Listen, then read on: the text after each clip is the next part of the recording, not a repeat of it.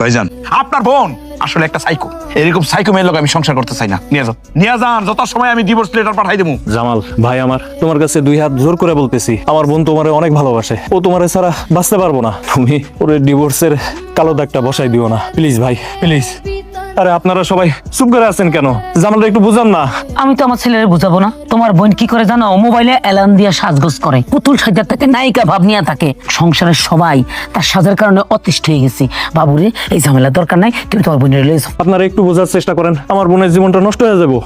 নষ্ট হয় হোক, আপনার বোনের জন্য তো আমাদের পরিবারের সুখ শান্তি নষ্ট করতে পারবো না। হ্যাঁ ঠিক। বুঝতে পারছি আমার বোনের একটুখানি পাগলামিতে আপনারা অতিষ্ঠ হয়ে গেছেন, কিন্তু জামাল তুমি তো আমার বোনের ভালো মতন চেনো, ও কেমন কি তা তো তুমি জানো। তুমি অন্তত ওর একটু মাফ করে দাও, ওর জীবনটা বাঁচাও। শুনেন, আপনার বোনের সাথে আমার সংসার করা আমার পক্ষে সম্ভব না, এটাই ফাইনাল কথা। এই আম্মা চলো।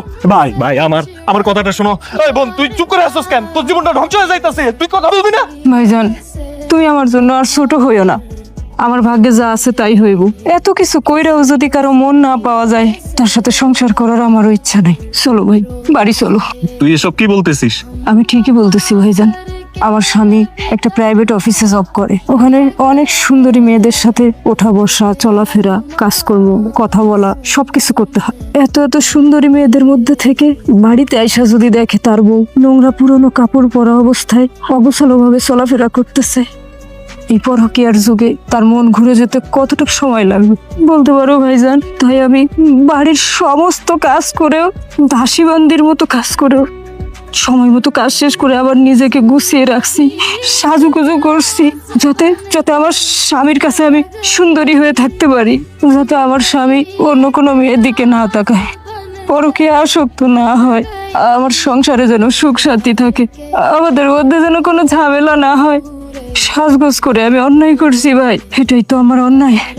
এই অন্যায়ের জন্য যদি আবার ডিভোর্সি হয়ে বাঁচতে হয়, তাহলে আমি ডিভোর্সি হয়েই থাকবো।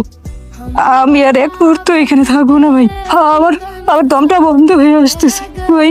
তুমি চলো, বাড়ি চলো, তোমার আর অপমানিত হওয়ার দরকার নেই।